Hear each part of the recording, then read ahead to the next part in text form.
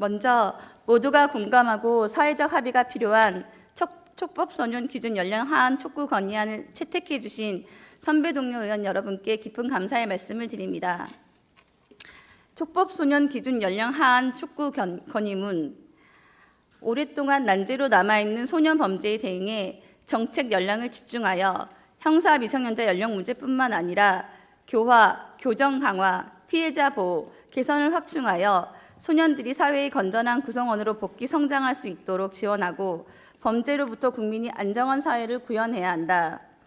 형법은 1953년 제정 이후 71년 동안 형사 미성년자의 연령은 그대로 유지 중이며 소년법은 2007년 이후 촉법소년의 연령 기준을 유지하고 있다.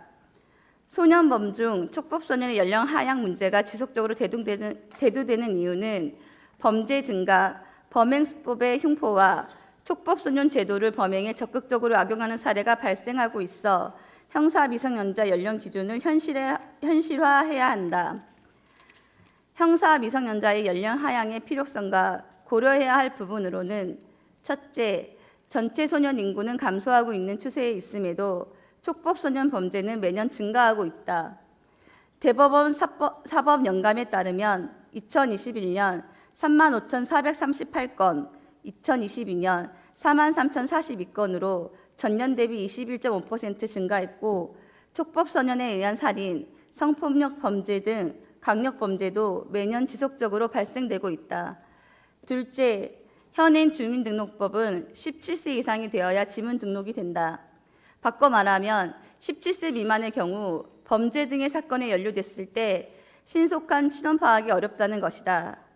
실제로 지난 2022년 이태원 참사 당시 경찰이 지문을 확보해 피해자들의 신원 확인에 나섰지만 미성년자가 일부 포함돼 있어 어려움을 겪기도 했었다. 또한 최근 무인 점포 도난 사고 내부 CCTV에 10대로 추정되는 학생들의 지문을 경찰이 채취하였으나 촉법소년들은 전과가 없으면 지문 등록이 되어 있지 않아 신원 확인이 되지 않았다. 강력범죄의 저연령화, 아이들의 성숙도나 강력범죄 범죄율 등을 고려해 17세 미만의 아이들도 의무적으로 지문을 등록하도록 하는 현실에 맞는 제도 개선이 필요하다. 소년에 대한 형사 책임은 단순히 비난 가능성만을 의미하는 것이 아니라 해당 소년이 자신의 잘못된 행위에 대해 반성하고 반응하는 과정을 거쳐 건강한 시민으로 성장할 수 있도록 하는 계기가 되어야 한다.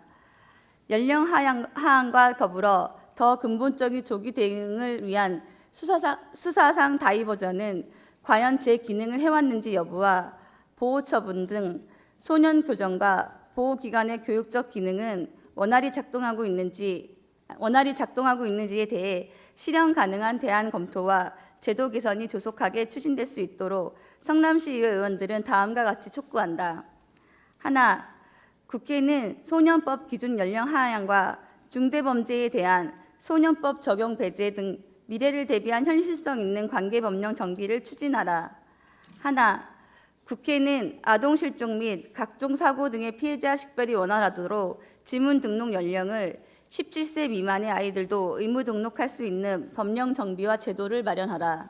하나, 법무부는 과학적 분석을 기반한 소년 범죄 예방 정책으로 관계기관들과 협력하여 체계적인 소년 범죄 통계 관리 시스템을 구축하라.